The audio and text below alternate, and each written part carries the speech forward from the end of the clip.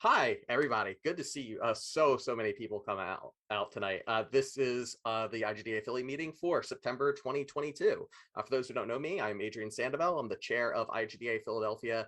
Tonight, we are really excited to welcome a panel of professionals who've been in the game industry for a relatively short period of time. I mean, as far as I'm concerned, if you've been doing this for less, even like a little less than a year, you're already a veteran as far as I'm concerned. But right here, we've got people who've been doing things for give or take 5 years, in some cases a little more, in some cases a little less. And all of them either have currently or at one point hailed from our community here at Philadelphia. And they've been gracious to lend their time to answer my questions and yours about their journey so far. So I'm going to introduce them all in a second. But first, just a quick introduction to us and the organization. If this is your first time being at one of these, the IGDA, or International Game Developers Association, is a nationally based but global organization of game developers whose goal is advocacy and promotion of professional development within the industry.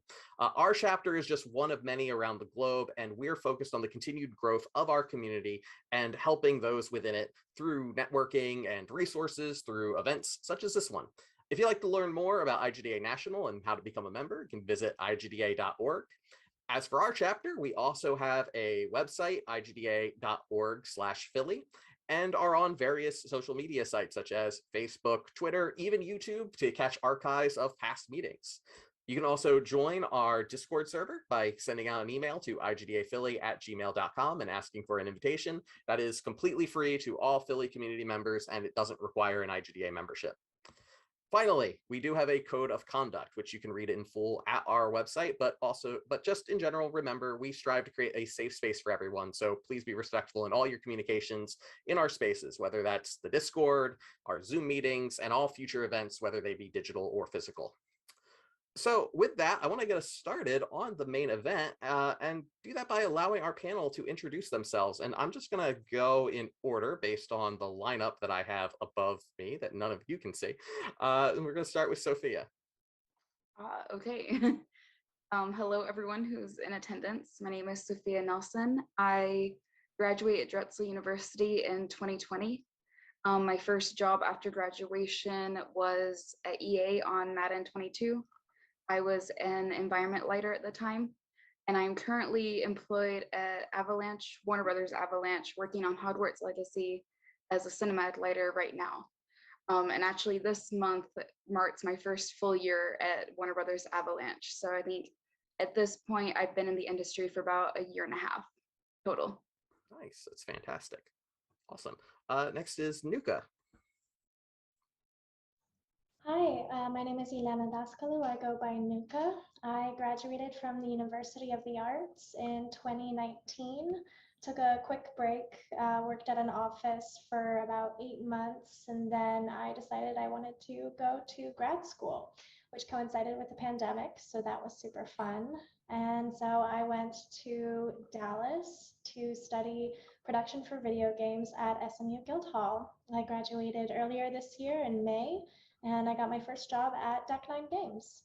And so I am currently working on an unannounced project there, and I am really liking it. Awesome. That's so cool. Awesome. Fantastic. Thank you. Tommy.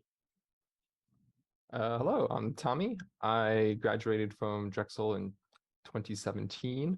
My first job in the industry was I was a technical artist / animator for Liquid Development. We did a lot of outsourcing work for a variety of games, apps, and stuff. And my current job is a technical artist at Blizzard. Been at Blizzard for about 2.5 years now. Yeah, that's about it for me. Awesome. Awesome. Thank you. Rachel. Yeah. Hello. I am Rachel. I'm a senior producer at Firaxis Games at the moment and working in their cinematic department. So making all of the very cool movies and cinematics that happen inside of, right now, Marvel's Midnight Suns. Before I worked here, I was a producer at Deck9, where I worked on Life is Strange: True Colors. And then prior to that, I worked at a Philly-based studio called PHL Collective, where I worked on mobile games, VR projects, and then also some Cartoon Network games. So that was really fun. Awesome. Thank you. And Rylee. Hi, I'm Rylee Cassel. I graduated from UArts in 2020 and 2021. I got a bachelor's degree in art, game art and art education for a master's degree. And currently I'm working at PHL Collective and I'm a gameplay props modeler. And we're working on a DC Comics game and it's going to be pretty released soon. And I'm also currently teaching a course at UArts for 3D animation, and that's been really fun. Very nice. Very cool. Awesome. Thank you all so much. We also had another panelist who unfortunately wasn't able to make it tonight, Cell C, who wasn't able to be here due to personal reasons, but they are the CEO and founder of Black Card Members, which is a network specifically for linking Black creatives, as well as the comms director for Soft Knot Week, which is an indie co-op currently developing Spirit Swap Lo-Fi Beats to 3-Match 2. So please be sure to try and check that out and maybe consider wish listing that on Steam. So I have some questions I'd like to get us started off with, but before that, I'd just like to remind our audience who's out there, you see that we have a chat which you can use to talk amongst yourselves and general comments. But if you'd like to ask a question for our webinar today, we actually do have a Q&A button. This is the webinar version of Zoom, which some of you might not be used to. But you can start queuing up questions in that Q&A for anyone on the panel. So be sure you can ask a general question to the panel, or you can ask a specific question to a panelist if you like. Just please be sure to note that in your question, and I'll be moderating those questions as they come.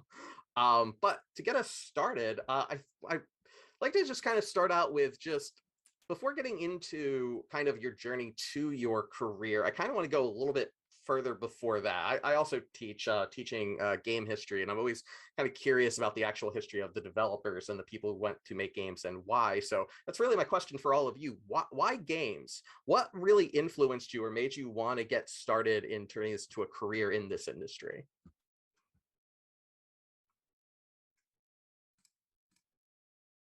Anyone's feel free to speak up, but I will call on people.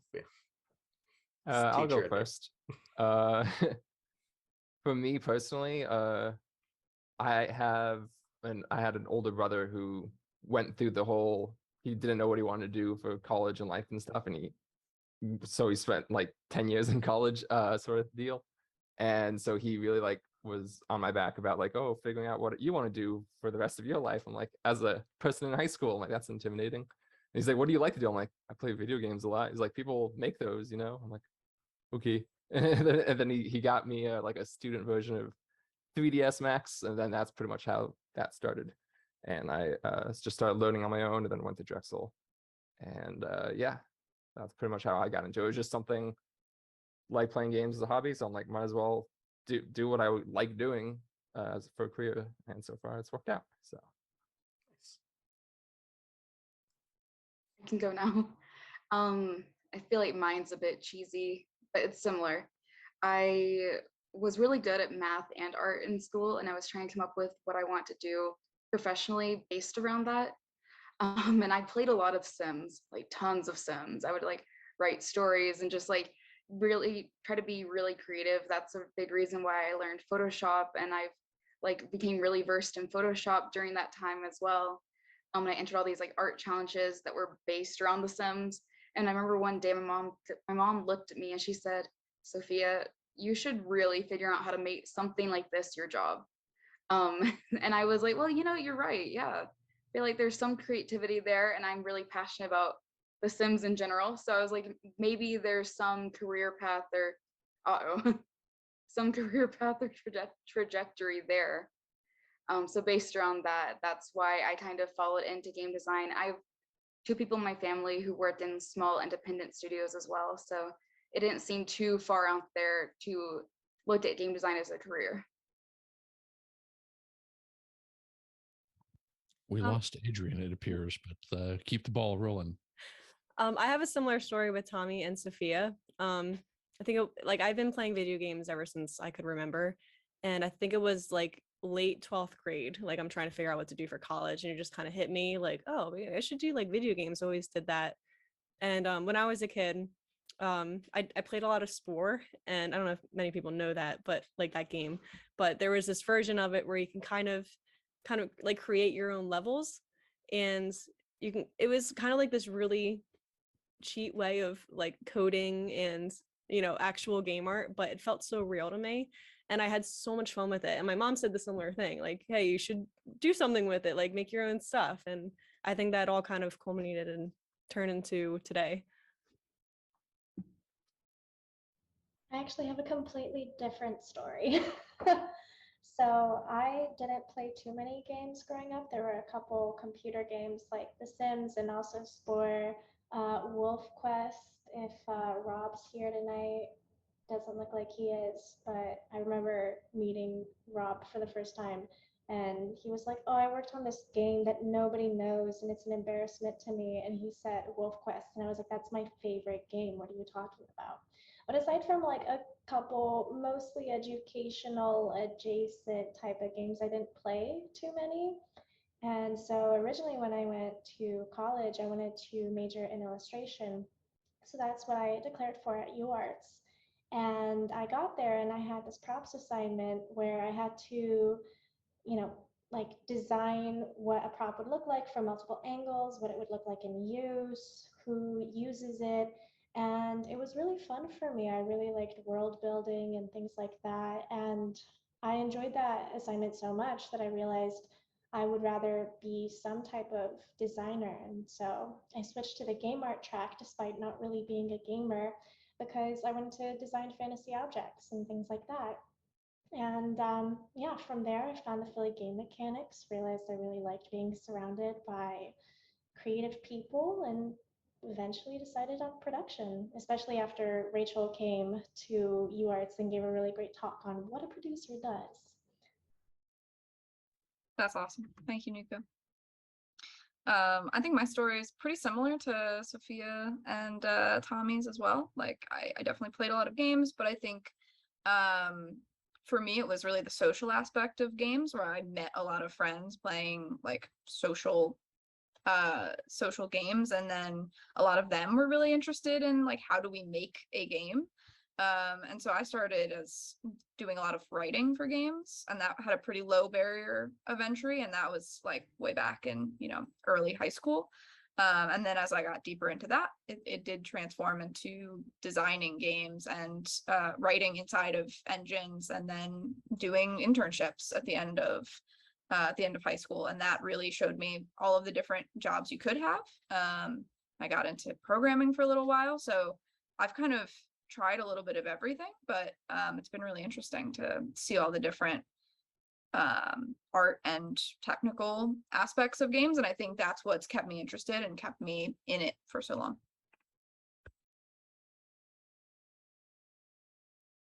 So Adrian lost power. We didn't just lose Adrian, we apparently lost a city block maybe, and who knows. Somebody check on Jersey and make sure it's still there.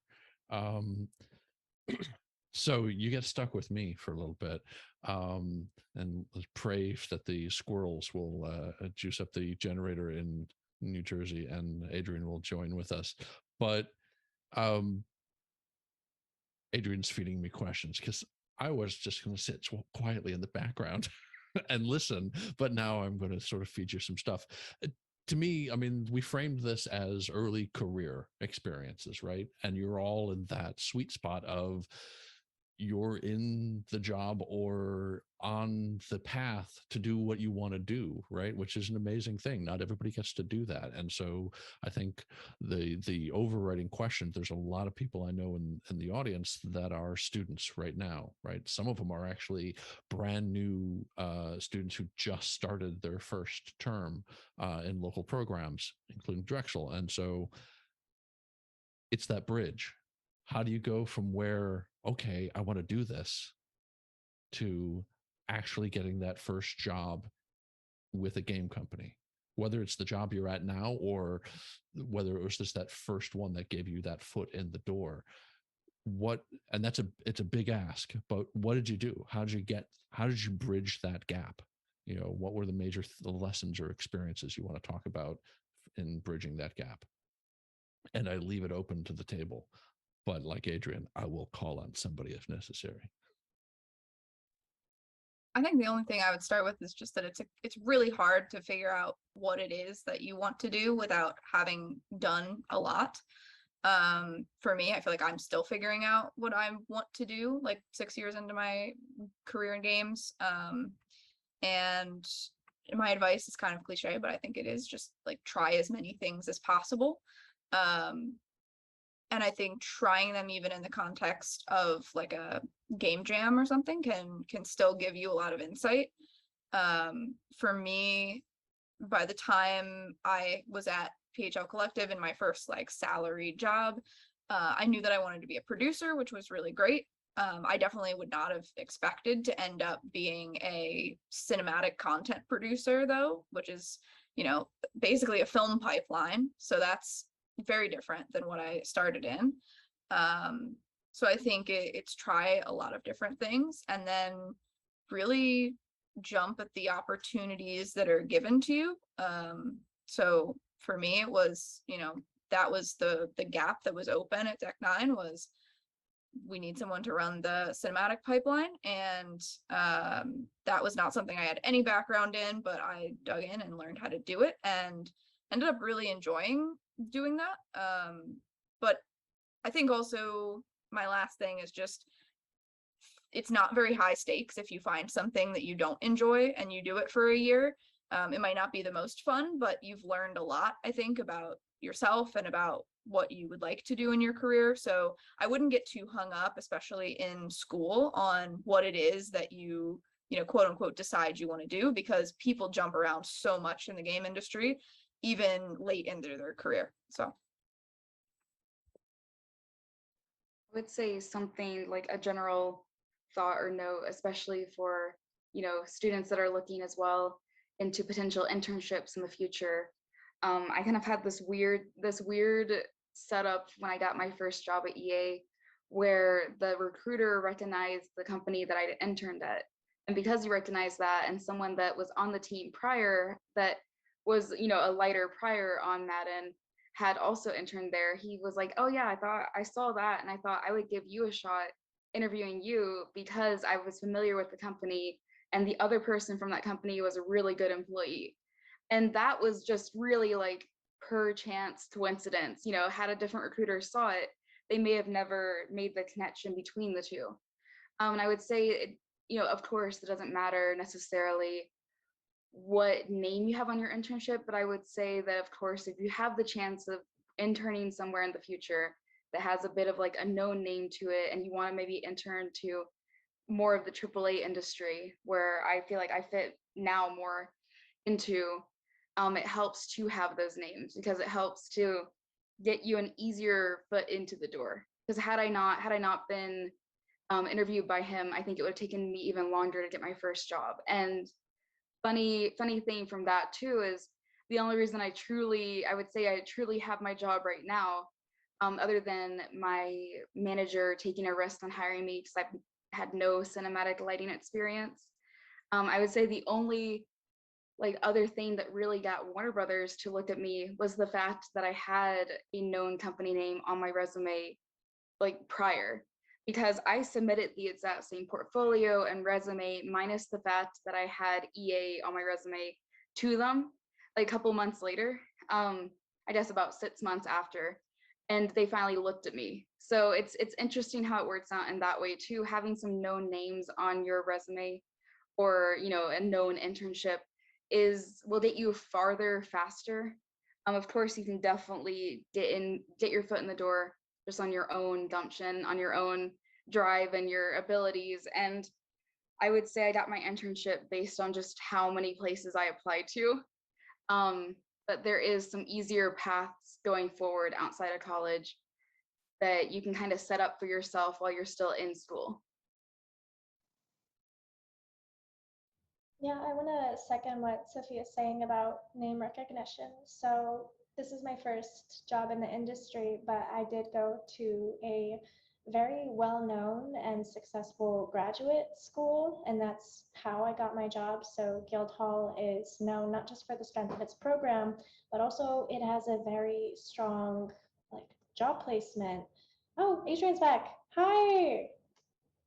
Yay, Adrian. Oh. You made it. You're safe. Unmute. There we go. I did make it back. Sorry about that. Both a power outage and then a brief Comcast outage tried to keep me away, but I'm back now. Awful. Anyway, sorry to interrupt. Please Yeah, keep you're talking. fine. So yeah, Guildhall has a really strong job placement program, and they had a very successful career fair. I also went to GDC, which I think helped a lot with networking. I volunteered as a CA, and so that is definitely something I recommend to everyone. Do that. It's fun. It's great. It's the only way it's worth it. And so just having my teacher's network to rely on helped a lot with getting a job before I even graduated.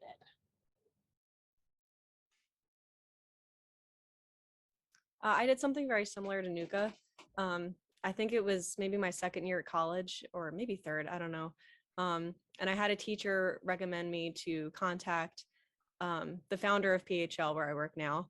And I just sent him a quick message like, hey, can you just look at my resume and stuff? And he was like, nope, sorry, like you're a really good artist, but we don't have any room, but I'll keep your resume and stuff. I was like, okay, fine. And then after I graduated, I had like spreadsheets and spreadsheets of places I applied to, and all of them said no, maybe like 2 said yes. And I had interviews with like Epic Games and like some other company that did like home retail modeling, something like that. So random. I wanted anything. And then sooner or later, like the founder of PHL messaged me. He said, hey, do you want this contract position? And I'm like, yes. I reached out to you like, what, 5 years ago? And I don't know. I was so touched that like he still had my name on file and like was excited to hire me.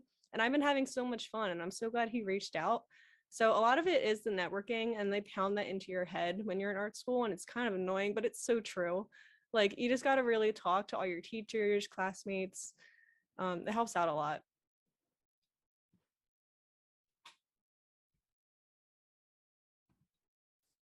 Okay. So someone please just kind of get me up to speed really quickly. Apologies. Which question were we on? This was still the prompt of how'd you bridge the gap between where you started and your first job and that first entry point. And we had a nice little round of things. And Rylee, I got to say, is like that harkens back to my beginning path of I interviewed with somebody and they didn't want me or need me or have any interest in me, but then 9 months later suddenly I get a call and it's like, oh, okay, it wasn't a 5-year gap. That's amazing. But yeah, you don't want to let any of this stuff lie. So it's we're off to a good start, Adrian, but you can take the reins, please. Yeah, absolutely. Go back to my obscure, unfilmed point of view. Why? Yeah, but I will double down on that and say that I completely agree. Like even if someone doesn't have a fit for you just yet, that doesn't mean they won't in the future. So making those connections and making them memorable and kind of like making them those like soft, good, friendly connections are always very helpful. Awesome. So I kind of want to lead in then from there, from now that like when you did get hired, what were those first experiences kind of like of the things that you can talk about? I know our industry is very, very NDA heavy, but you don't just like to talk about the projects, but can you talk a little bit about like what happened when you were first hired, those first couple of days, how like what were some of the challenges of transitioning from before you were in the game industry to now you're on the job, now you have to kind of figure out the day to day, and what were some of those uphill things, or were there maybe even some things that were easier than you thought they'd be? I think one thing that I definitely noted when I first started, and it extended up until, well, it extended for the first couple of weeks, where I had like simultaneous thoughts of, oh my gosh, I'm getting paid to do this. Like, this is wild. Like, this is what I like to do in college. This is what I did on all the projects that we were assigned to that I got graded for, but obviously I wasn't being paid to do that. As well as I felt like in the first couple days, it's super overwhelming. I was, very intimidated. Starting remote somewhere just felt super scary. You kind of lack that in-person connection, to be able to walk up to someone and them like walk over to your desk and be like, hey, you're new, like, let's go to lunch or something. So I felt that there was more pressure to try to make connections to people and just form some sort of bond with people at the company. I also just wanted to add, I think in the first couple of weeks, I hopped onto a project that was getting close to finishing. Madden 22 was going to get close to shipping. So I kind of hopped on to hopped into deep water essentially all of a sudden, where I feel like, you know, there was a couple of weeks where I got to train up and really get to know the tools and Frostbite as an engine. And then it was kind of like, okay, you're in here now. Like, this is what you do now. And I would say working from home and just trying to make all those transitions, I felt a bit of burnout at the start of that job. But I don't think I really was as passionate about it as I was hoping I would be going into it. And I think that, of course, as the pandemic continues to move forward and people are coming back into office now, like I currently go into office every day at Avalanche, and I see people just all the time, and the difference in how I feel too about like my job when I started versus my new job now in person is just much better. I feel like, I mean, obviously it's easier to develop the healthier work-life balance, but I don't feel nearly as overwhelmed because I can walk down the hall and talk to someone. And I guess it also just comes with experience. But I think don't be surprised when you enter into a job to potentially feel a bit of burnout when you first start, of kind of like, wow, this is a lot of stuff they're assigning me, and I'm not as passionate about this right now. And you know, maybe I bit off much more than I thought I could chew. And then you kind of adapt into it, and you're like, okay, this is good. I got this now. Like, we got this. This is fine. But working that 9 to 5 is a little odd at first, I think, at least for me personally.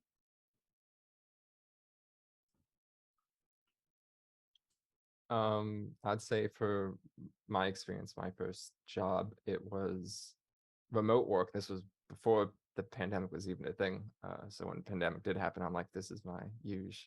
But so when I first joined my first job, it involved we handled outsourcing work for multiple companies. So the onboarding was a bit intimidating because there wasn't a set structure of things I had to follow because we're doing work for multiple companies. Each companies has their own styles and like guidelines and parameters they need specifically for their projects. So it was definitely very overwhelming at first, trying to like, okay, here's like here's like the main things you're going to be working on. You got to learn pretty much. Each one is slightly different in a way, and they have different conventions and stuff like that. And doing it all remote, and like I only really ever interacted with one other person in that company who was like my manager, and he wasn't, my job was a technical artist there, and he was mainly an animator.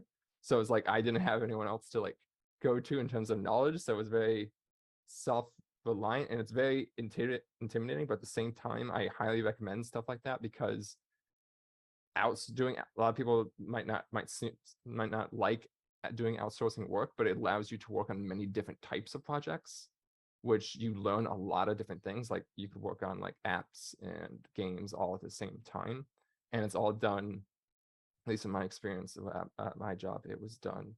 The hours weren't like a strict 9 to 5. You pretty much, you had your list of assets for the week, do them at your own leisure, pretty much, so long as you get them done. So you get to choose your own hours. So that definitely helped in terms of like mitigating the avalanche of like onboarding info you need to take on. It wasn't like sit down for 6 hours and read documentations. Like I was able to chunk it out a bit, and that definitely helped. But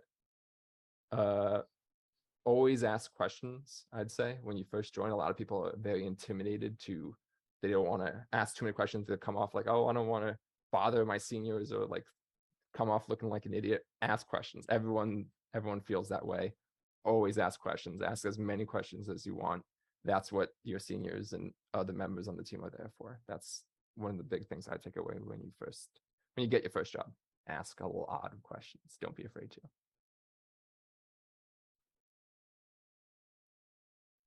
I think building on what Sophia said, there is like a reality, hypothetical versus reality of what the job is going to be.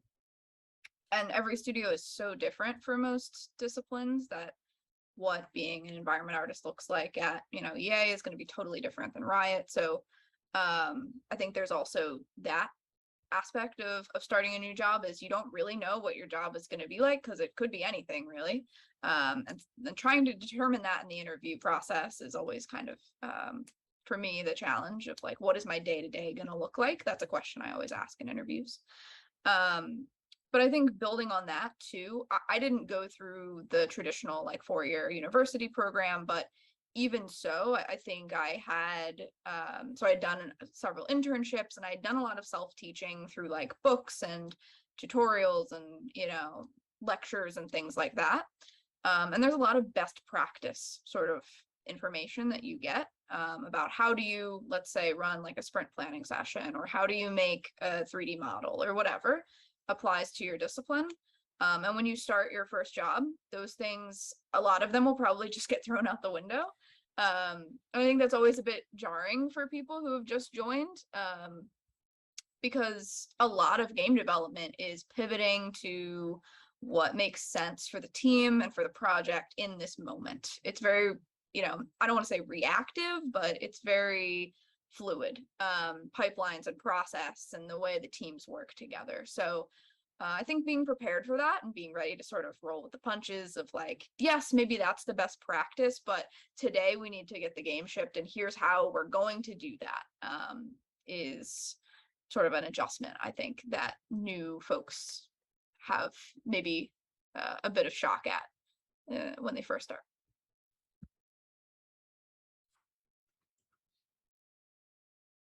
Yeah, I 100% agree. Like there's always going to be unique challenges to each project. Their fingerprints in that way, and you never know from the beginning. So thank you. Okay, with that then, if no one else wants to flint into that, I want to go to the question and answers. We are starting to get some pretty good ones queued up, and I'm going to start with one that's kind of similar-ish to a question I have here that I had here for a little bit later on. AJ Easterday asks, what's something you learned about making games in your early career that you wish you knew during your education? Were there any cool tools or useful tips that you didn't know beforehand?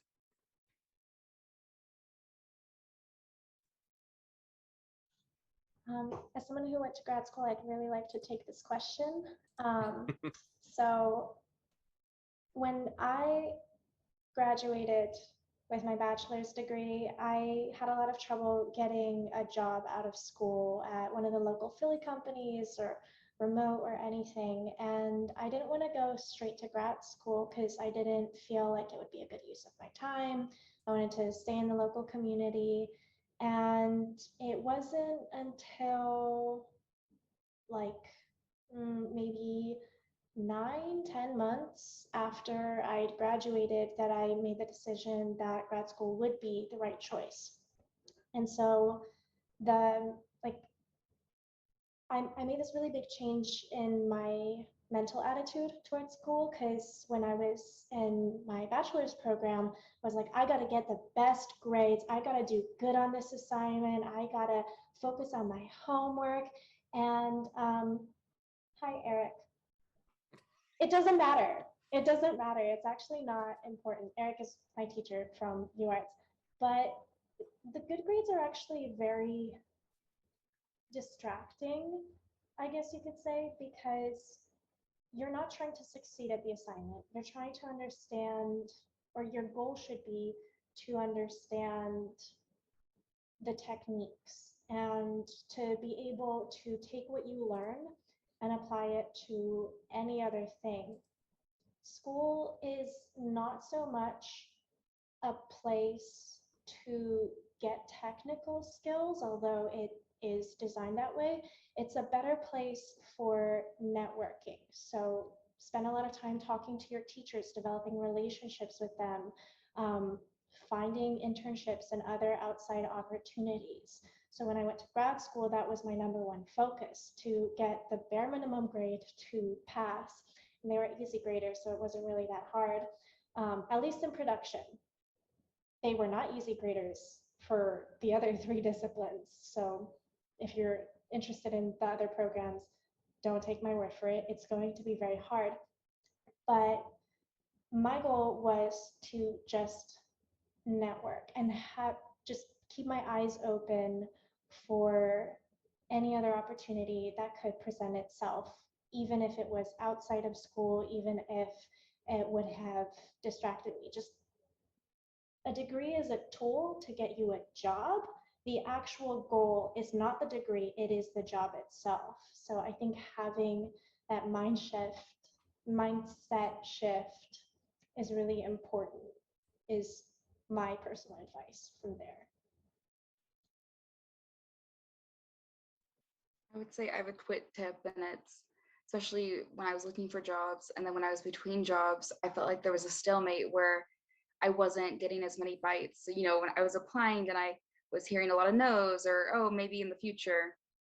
Something that I started doing, which I tell a lot of people nowadays that I know, friends that are looking for jobs, is finding people, at least, through LinkedIn, that are doing jobs that you want to do.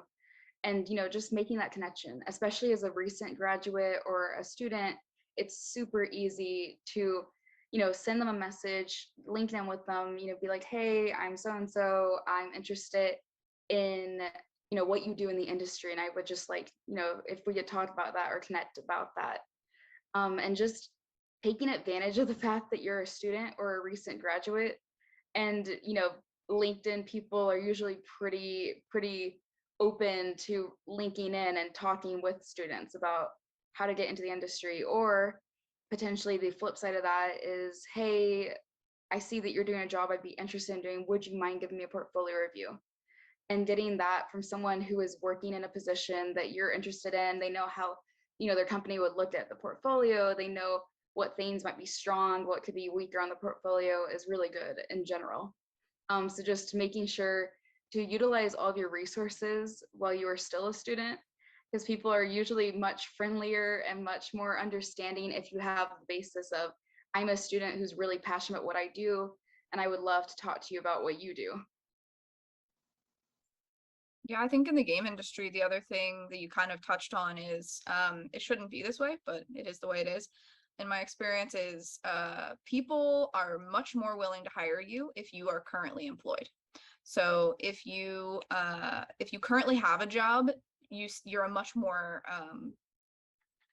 interesting candidate for a lot of, especially larger studios. They want to see that, you are currently working somewhere. So another piece of advice would just be, don't get too stressed about where you start working. You don't have to work there for 5 years, for 10 years. You can go and get some experience, try some things, and then it gives you a good stepping stone into, when you want to apply and interview at your dream job, you're going to have that experience on your resume, and it's going to be a present employment rather than, you're looking for your first job.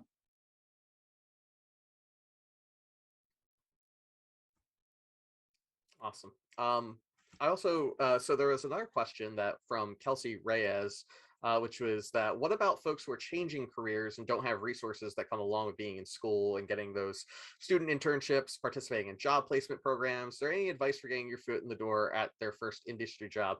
Nooka had typed a wonderful comment, and I don't know if they wanted to reiterate that, or if I wanted to also give the other panelists a chance to respond to that in case they hadn't seen the question.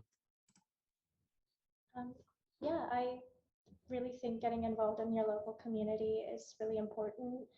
It didn't get me a job, but it did make my application much stronger for when I was applying to Guildhall, being able to point to all the games that I made at the game jams with Philly game mechanics, saying like, hey, I have worked on a team before. I know what it's like. I know how, there's different roles. And, the people that I met there, since moving away, I've still kind of kept in touch with them. I recently found out that Phil is at a company in Austin that I applied to, so that was a really cool connection for me personally. But yeah, get to know people in your local community. Yeah, I'll jump in on this one since I did not attend a traditional university experience. I think it's kind of the same answer as what Nooka gave. I was really active in the local IGDA and Philly game mechanics communities, and that really gave me the connections for getting my job at PHL Collective. They already knew me, most of the folks who ran the company, so it was really easy to, when they had an opening for a producer, to say, well, we already know we like this person, and they aren't going to be a miserable experience to work with. But I think beyond networking, which I totally recognize right now is extremely difficult, or I guess beyond networking and like your local community, there are a lot of really interesting Discord channels and things per discipline. So if you know what you want to do, like for example, I'm part of a game cinematics Discord, which is very niche and specific. I'm part of a couple production ones, and I'm probably not as active as I should be in them, but they do exist. So if you have any sort of network or social media or anything, looking for those Discord or Slack channels, and then also you know, just posting online that those are the things that you do, I think attracts a lot of attention.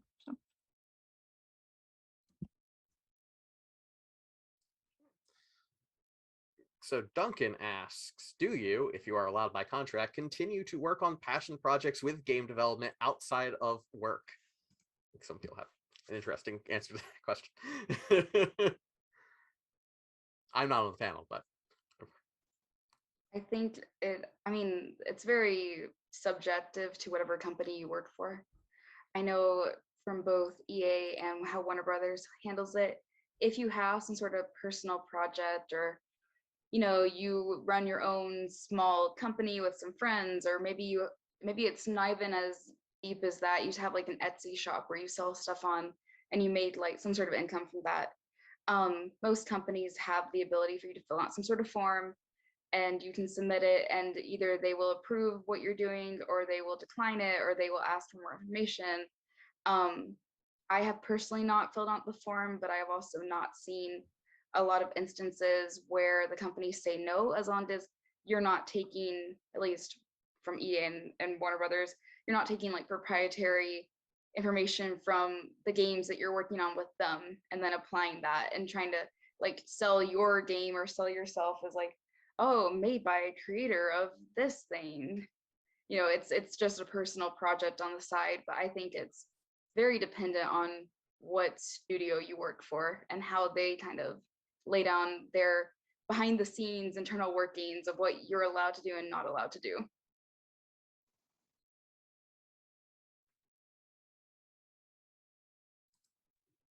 I think I did do a lot of personal projects and passion work really early in my career while I was doing game dev full time, and it was mostly through local community stuff, so doing it with other people, not as much alone.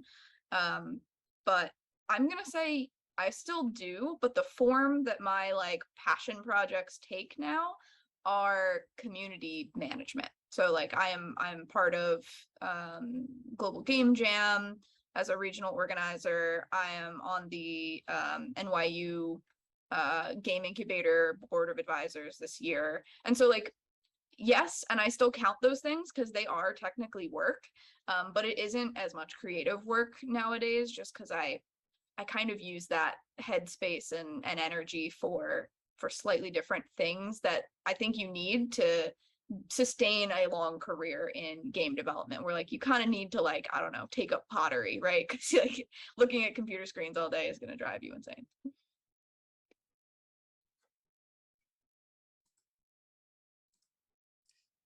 That's actually a good follow-up then to this next question that's lined up here, or at least the second half of it.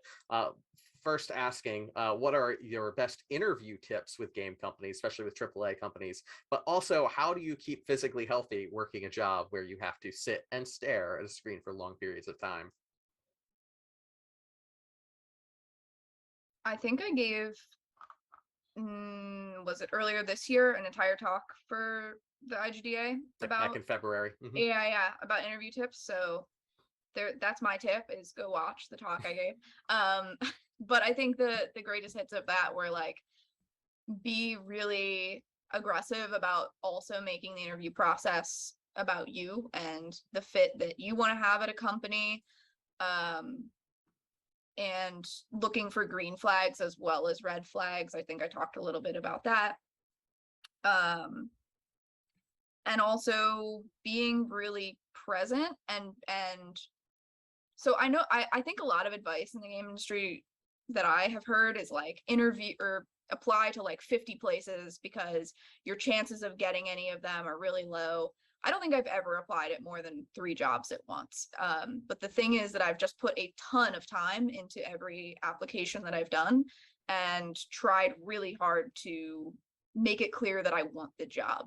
And now, as someone who interviews people for jobs, I will say that you would be shocked at the number of people who show up to job interviews. They don't know anything about the company. They don't put a ton of time into the application, and they don't seem like they really want the job. And I believe that they do want the job, but because they don't know anything about the position they're applying for, because I presume they've applied for 100 of them, you know, it's hard to make that connection of being like, yes, I absolutely want to work with you every single day. And it really excites me, the idea of hiring you. So that's my advice as someone who now is kind of on the other side of interviewing very often, is like, I want to feel excited about the prospect of hiring someone and working with them. And staying healthy, my advice is a standing desk. They have a $100 standing desk at IKEA that uses a little crank. That's what I have. And it really made a huge difference for me for like swapping every couple hours.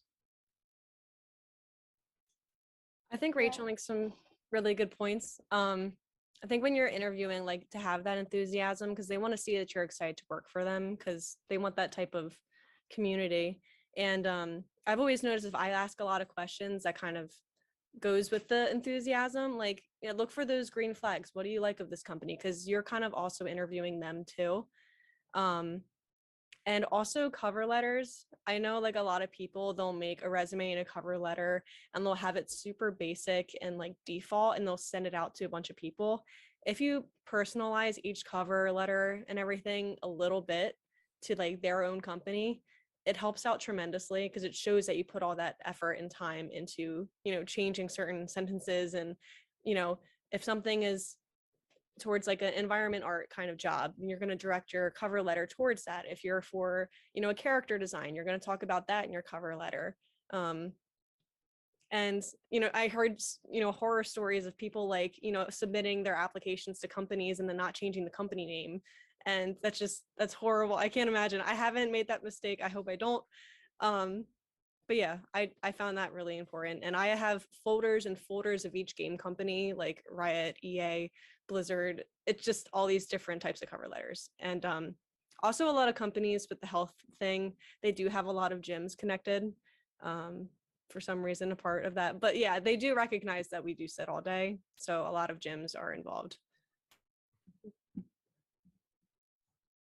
I don't really have a lot of interview tips, but for staying healthy, I don't have a standing desk, but I do work at home all day, so that's really nice. And so it really helps me to kind of, my day is all meetings. And so whenever I have a break between meetings, I'll get up, I'll do my dishes, I'll do some chores, do the laundry, fold it and put it away. That's exercise. And so just by making sure to get up, move around, because my legs hurt, my back hurts. All I do is nothing. So making sure to get up and move around as often as possible does a lot. And also, you know, try and go to the gym when you're done with work. It helps. I would say my quick interview tip is being honest. You know, if they ask you a question, if you're familiar with XYZ software, it doesn't hurt to be honest if you're not familiar with it and say no. Because if you say yes and then they do hire you, there's an expectation already built in that you're going to have experience with that software. It's not an immediate, if you say no, that all of a sudden they throw your resume out the window and they're like, well, we're not going to hire this person.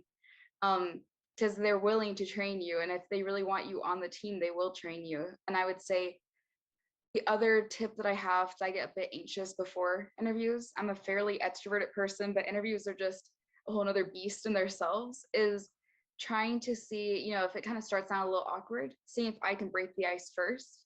So maybe especially with Zoom and stuff nowadays, mentioning something that's behind them in their room, just like a quick little thing of like, or, oh, I like your glasses, or oh, I noticed in your profile photo on your email, it was this, and just something really fast. It's like a small conversation starter. Usually they'll talk a bit about it and then you'll start the interview. I feel like it just makes the room or like makes the experience feel just a touch more friendly, a little bit less like procedural, like we're going from A to Z and we're trying to like get on this list of like, oh yes, now let me tell you this and then I'm going to tell you that. And it makes it just, I don't know, at least for me personally, it made me just loosen up a little bit more when I had my conversations with people. If I like had something just really quick, like, oh, I love your hair. And they're like, oh, thanks, I just had it cut yesterday. And then you start into the interview and it just feels a bit more personal. Like they're a real person too. And they want to hire you. If you're a candidate they are interviewing, they're interested in hiring you. It's just a matter after that of how you present yourself and how you make yourself feel also personable to them, so you also don't come across fairly robotic.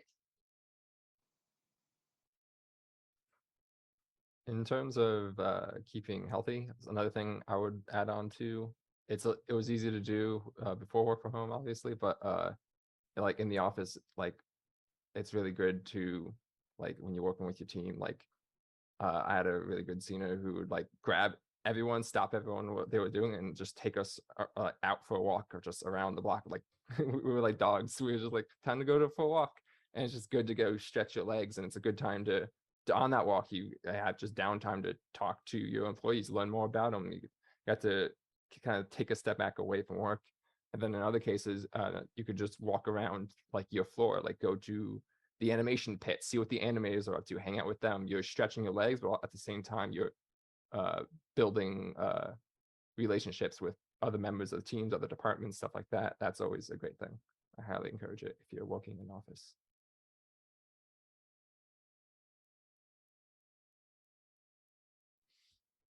Okay, thank you.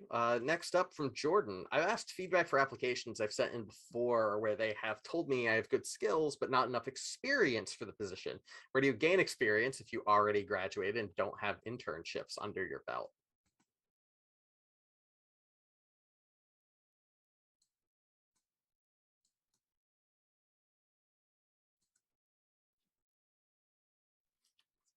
I think at that point, there are studios that have internship programs, like post graduation, and most of them are paid. At least you hope they're paid. So I would say looking down that avenue, I will say like especially when you're talking about like art, or I'd say art probably the most competitive area of game development. I don't know, someone can challenge that if you want, but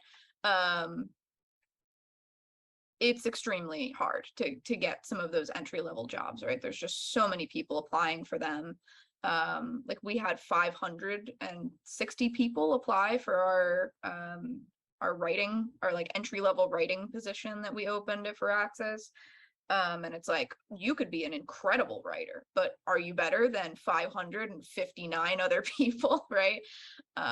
So I think, yeah, applying lots of places over time, right? Just doing maybe 2 or 3 a week or something. If you feel like that is the feedback you're getting, just kind of casting a wider net.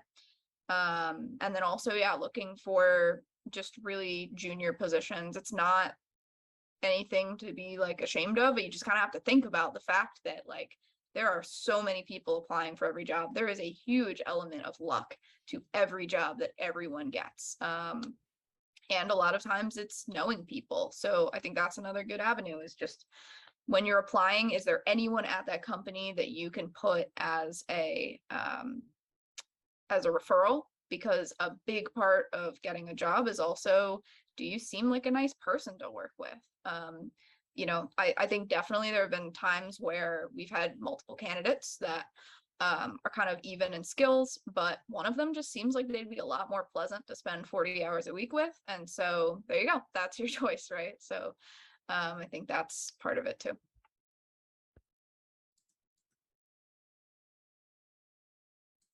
I agree with all that. Also add something that I think the panel's touched on a couple times at this point, which is the community involvement.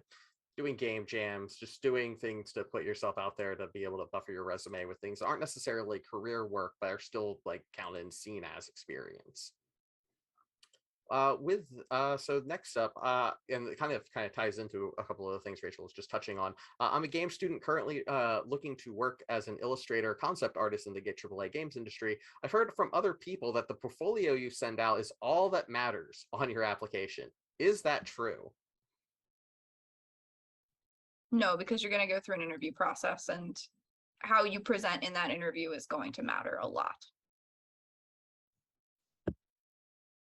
Yeah, it's sort of like half and half. Like your portfolio is what gets you the initial interview, but at that point, once you start like interviewing with them, they've already looked at your portfolio, they like your work. It's just a matter of, are they going to like you? And it's just a matter of going through that process. So it's half and half, I think, in my opinion.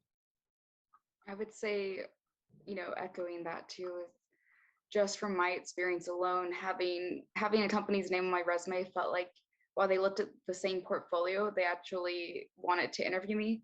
So I feel like that almost reflects that they at least looked at resumes for, at least they put them through, if the company has it, some sort of software that parses through, looks for, some keywords or key technical skills, job experience, stuff like that. So I think they at least skim resumes over the top, just because I believe that I had a better chance of getting that interview because I had a company's name on my resume. So I would say resumes are important, just making sure, you keep your resume up to date. It has only relevant skills that you currently think that you could do a job around.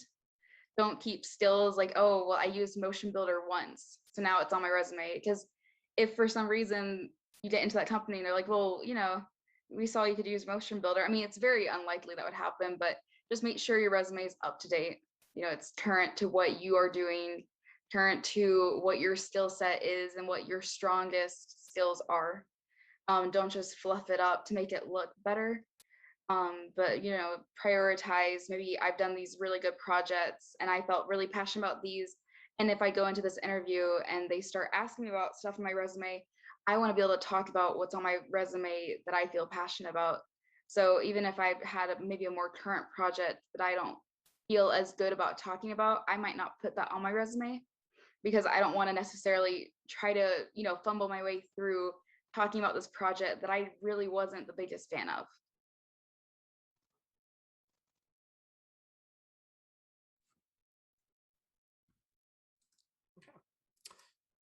Akintoye asks, I primarily want to work as a narrative designer, but I'm almost equally as interested in design, level design, puzzles in general, but I really struggle with game engines. I feel like I've been doing the same Unity and Unreal tutorials since I was 12, but I feel like I've made no progress. It always seems like there's a jump between the basics of software and the complex systems in them. And I feel like I'm making no progress. Are there any tips for getting more comfortable with engines, at least comfortable enough to make demos and put them into a portfolio? I think for me, learning Unreal, learning Unity, which was what I learned relatively early, was making games that already exist. So I made like Arkanoid a couple times. I made a lot of platformers and like following tutorials. That helped a lot because for me at least, using things in the context that they're meant to be used rather than like watching someone else do it or reading like a textbook or something really helps solidify in my mind, like, why would I actually want to, use the whatever tool or something like that. And you start just picking up like shortcuts and things like that. Yeah.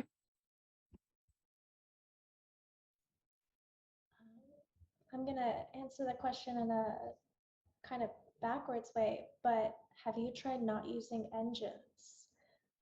If you're having, because it seems like you've been using engines for a really long time and you're having difficulty getting, like, going beyond the basic YouTube tutorials. So if you've tried, if you don't have anybody that can, help you learn more, if you don't have a buddy to code with or even to completely take over the programming, have you tried just doing paper games or, doing paper demos that show what the mechanics look like, what would this look like in a game, and then letting your design speak for itself without an engine. Yeah, I would say along a similar line, when I was making my portfolio, I had the option of, modeling my own scenes and trying to go really in depth. And I am an okay modeler, but not a very strong modeler by any means. And I found that that was actually pulling down more of my lighting than like boosting it. So I'd say if there's options where you don't need to use the engine, or maybe, you play around with the engine a little bit, you kind of see what works for you, but more of your skills come, like especially narrative design, putting it down on paper more, or really going through like step by step what you think like this would play out best in this order.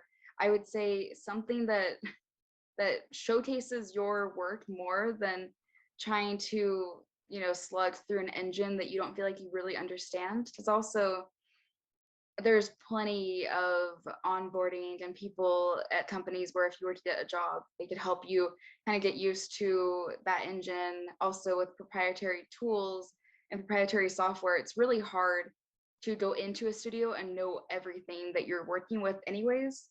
So I would say it's not like having general knowledge of how do I open up an Unreal project? How do I load into a level or a UMAP?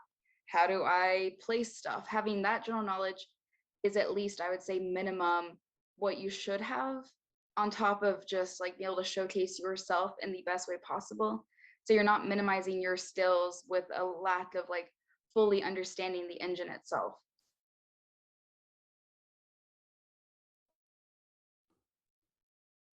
Yep, all fantastic advice to that question. Thank you all. Next question is from Mark.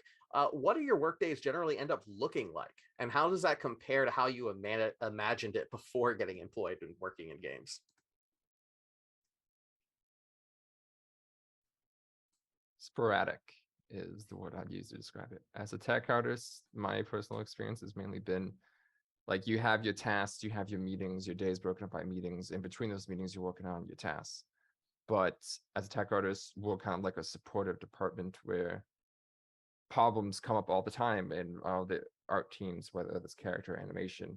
People will poke you and be like, hey, this ain't working or whatever. So you stop what you're doing, help them, go back to it. But sometimes that could happen consistently to the point where you get to the end of the week, like, I have not worked on a single one of my tasks. So that was not something I anticipated, but it is something that I learned, and it's part of the job. And I find you learn most when you're helping others, or someone comes to you with help. It's always good to give it a poke and see what you can help them with. Even if it's just like a PEBCAC issue, that's always fun to unravel. I would say as of right now, because I go into the studio and because I've at some point this year, about I think 6 weeks ago, I became the only cinematic lighter on the project as of right now. My day-to-day life has become more meetings than it was prior. Prior we kind of split up the meetings between me and my coworker. Now I'm in meetings more frequently, but I mean, I roll into work at 10 a.m. wearing like whatever I want to wear as long as it's appropriate for people to see me in. I have meetings in the morning usually, then I'll do some work, I'll put on headphones and just kind of barrel into whatever task I have assigned to me on a game that's constantly changing and that has, a deadline to it, especially closer to the end of the project. We're getting a lot of polish notes and stuff more than like round up work. So you're doing more taking what already existed and just making it look better, as opposed to redoing something completely or starting all over from scratch. I recently have had some people come on from one of the other Warner Brothers studios, and now I've taken on the role of doing onboarding as well with them. So it's not anything that I would have ever expected to do as in my first position as a cinematic lighting artist, but now I've kind of become the pseudo cinematic lead where I'm helping other people onboard onto our proprietary tools and getting them up to speed so they become useful, to help me along in the end part of the game that I'm working on. So I would say it's sporadic with how many people do reach out to me and how many like individual Slack threads I'll respond to every day. But I try to maintain some sort of balance. You know, if someone calls out something and one of, 300 cinematics that I need to be aware of, I will make sure to tag my producers, my cinematic producer, and ask if they can make a task or a bug or just something.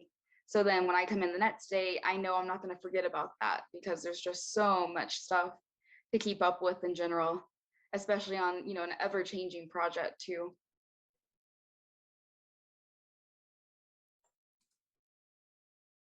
Very cool. Awesome. Thank you. Another great question from AJ. Did any of you have to relocate for a job? And if so, do you have any tips for adjusting moving to a new area and balancing work and home life?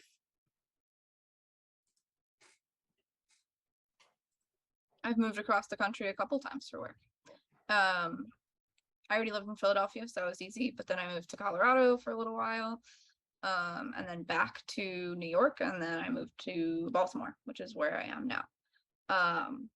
And tips, I think, for adjusting, I guess here's a thing that I now keep in mind when I'm thinking about moving for work is, I think as game developers, especially when you have a situation where a lot of people at the studio have relocated for that job, people sort of often don't have friends outside of their coworkers, I have found. And so I'll just say, like, I think something that keeps you a lot mentally healthier and will give you a lot more perspective about your life is having friends that are not from, not working on the projects you're working on. They don't go to a game dev studio every day. That's not like their passion. Maybe they don't even play video games. When I moved to Baltimore, I took up climbing. Like I would say definitely take up a hobby that you can do with other people. It doesn't have to be something physical, but for me, like I started hanging out with like a doctor and a social worker, right? And I'll tell you, there's nothing that gives you perspective about the problems in your life than going to your after work activity and then being like, I helped a man who got ran over by a tractor today. And I'm like, okay, well, I had some meetings, so I guess my life is fine. Yeah, so that's my advice, is try and branch out a little bit with your social network. It's really hard to meet new people wherever you move, but definitely doing like a structured hobby is really important as an adult, in my experience, for making friends that you actually make time to hang out with. You need to do something together and have something that kind of keeps you friends.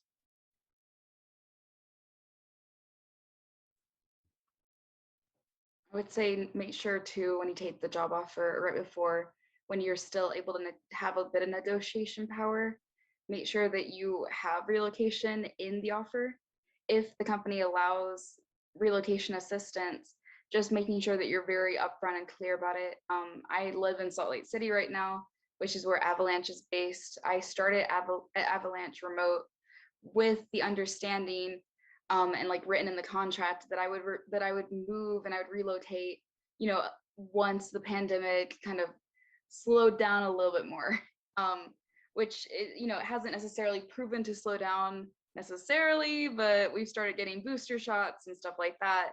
And around the time when I wanted to move, our company was sending emails to us saying, hey, we'd love to get some more people back into the office. So if you're interested, reach out and we can start figuring out that plan. And that was about the moment when I thought, well, this is the time that my like past negotiation where I'm like, oh, can I get relocation assistance? Not immediately, but later, really benefited me, because I was able to reach out to the recruiters who hired me, and just say like, hey, I'd love to come in and I'd love to move. But in order to do that, this past thing that we wrote down, I need relocation assistance now. So that was pretty nice, and I was able to get a lump sum, which was a lot better than having them like schedule and plan all the moving for me. Made it quite a bit easier to make my own plans, and I was able to drive cross country. My parents drove a U-Haul for me. Well, I have my car with my cats in it, so having that like agency and how I was going to move cross country was also much easier and honestly less stressful than relying on the company to do it for me.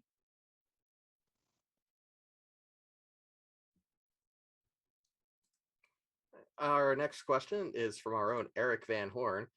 Do you still have time to play games? If so, what are you playing? Do you play for fun or research? So I'm a huge fan of The Last of Us, and if anyone knows, The Last of Us Part 1 just came out, and I've been playing it, and it's so pretty. And I watch so many like behind the scenes videos of how companies make their games, and I've always found them so much fun to watch, like even before becoming a game artist. I think you have a little less time to play them, but you do find time. And I don't know, just you admire like things like textures more, motion capture, the environments. Once you learn kind of like weird tricks that game devs use, like if they use like a JPEG in the background instead of a full, fleshed in environment or something, you can kind of figure out how they saved data in certain areas. So your brain kind of switches to like game artist mode when you're playing games, but you still enjoy them very much as a regular gamer. I don't really think anything too crazy changes. Maybe that's just me. Yeah.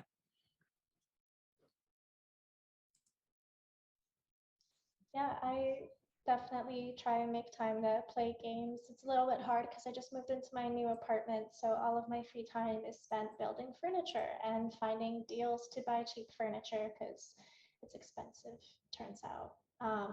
But I do my best to play games for fun and research. So a game that I'm really enjoying for fun right now is Neon White because it's super juicy.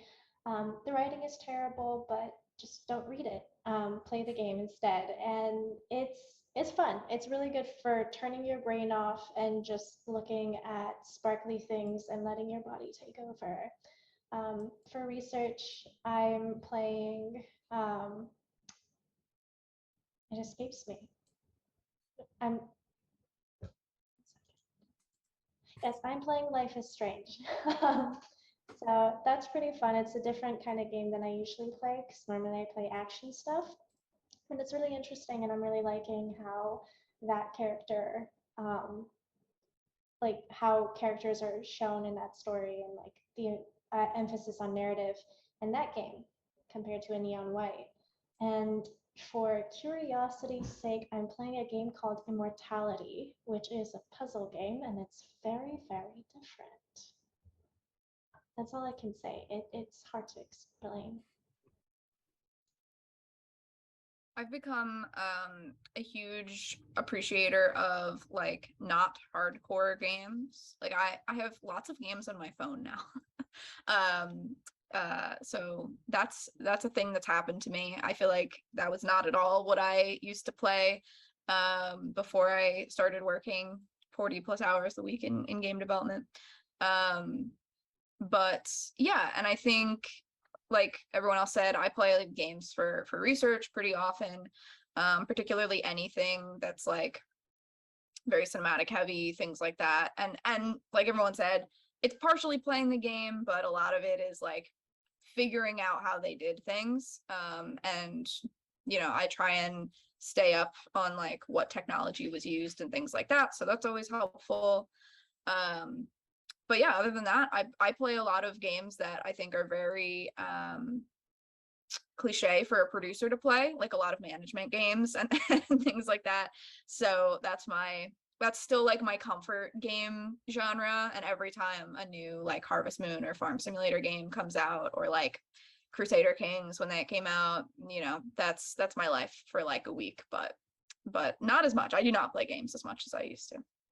Yeah, exactly. It's like writing, just doing my job, but but on the, I don't know, it feels good because there's flashing lights rather than an Excel sheet. So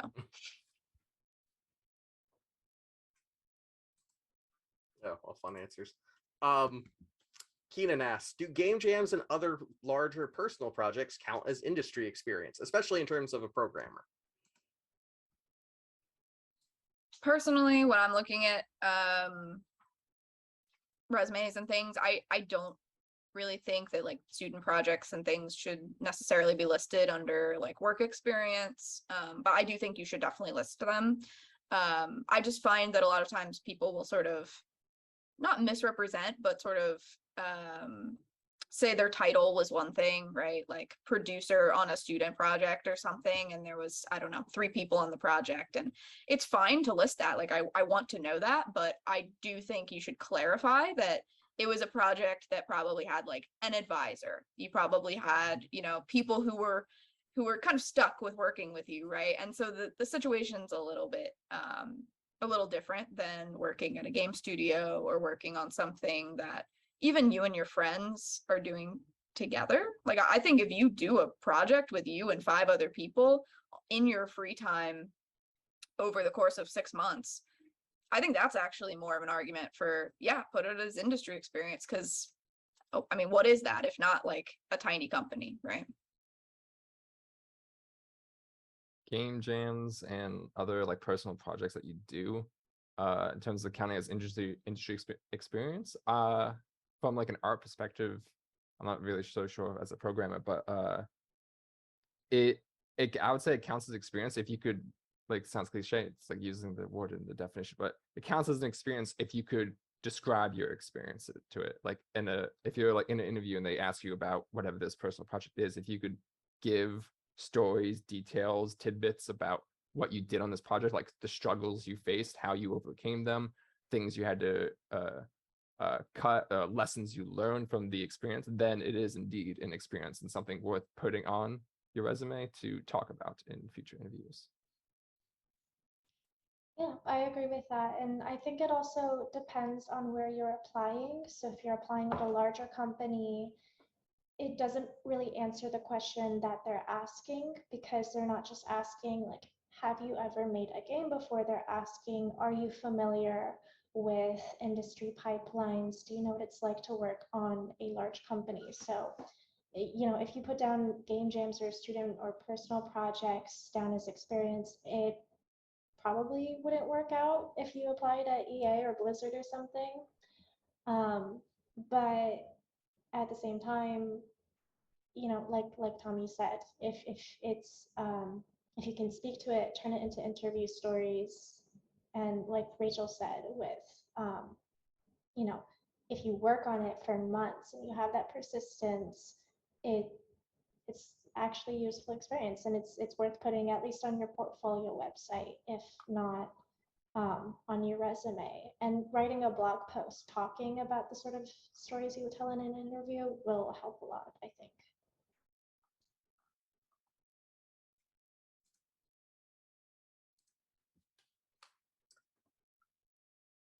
All right, for this next question, panelists, feel free or not feel free, comes from Anonymous. Do people who work in the games industry have unions? I think there's maybe one actual union potentially, for AAA specifically. But as of what I am aware of, there's not like a ton of unions out there. I think there's a push to unionize a lot more industries, and I would think that AAA games would be included in that, but there's not any, at least in relation to Warner Brothers. Yeah, Or right now, so I think also to clarify, there are no unions. Well, I shouldn't say that. There are unions outside of America for games. Like France has quite a few, and I believe Australia maybe, and some of the European countries do have unionized either industry unions or studio specific unions, which two different kinds of ways to unionize. I believe there's starting to be a couple in Canada. I don't have the most up-to-date information about that, but actually one of my friends from Colorado who started his own studio with a couple friends, they ended up unionizing. They, I think, were one of the first North American game studios to unionize. They made a game called Beast Breaker, I want to say was the name of it. And unfortunately, their studio just closed. So we may be back to zero, but I know that I think it was Raven Software's QA department just voted to unionize. So I think that's in progress. And there's definitely a big push at some of the AAA studios to move forward with that. So, you know, I think that's something that maybe we will see more of. I'd like to add to that. There's a really great YouTube video that I watched that I'm going to drop in the chat if anybody's interested. It's about 20 minutes long, and it's a great talk talking about the difficulty of unionizing game development specifically, just because it's so interdisciplinary. A union that serves programmers might not necessarily serve artists, and so on. An existing union, such as the writers union, I think, it might not necessarily serve game writers, but maybe they could be folded into that. So it brings up a lot of different questions that we have to answer for ourselves if we are interested in unionizing. Sorry, there's also one other thing, which I apologize to all of the VO actors out there, but I would consider them part of the game development process. And there is SAG-AFTRA, which if you work at any of the large companies and do casting or VO or anything like that, you probably will have to interface with. So yeah, VO actors, and there might be, I believe, mocap actors as well, depending on whether you do full performance capture. There is union called SAG-AFTRA for them, and that's the General Actors Union, so not any different than what, you know, a normal Hollywood TV actor would be part of. But they do very specifically cover VO, and they have a lot of rules around that. And I get to interface with the rules around those unions all the time, which is fun and complicated and all of that. All right, we lost Adrian again. So Comcast, boo, taking our Adrian away from us. We're about a half an hour out from our scheduled end, and we still have a couple of really good questions in the queue. And you guys have been really tremendous and generous with your answers and thoughtful answers and all of that. That's been really pretty awesome. This has gone extremely well. So yay, all of you, thank you.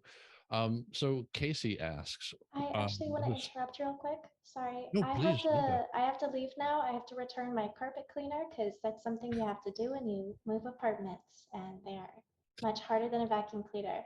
But I really appreciated being on this panel with everybody. Feel free to reach out to me on LinkedIn, send me a message saying that you heard me on the panel. It's same name as written up here on Zoom, but I'm really glad I got to be here with y'all. Thank you, Nooka, so much for being a part of this, and good luck with the return. And I hope your carpets are clean. They are. Thank you.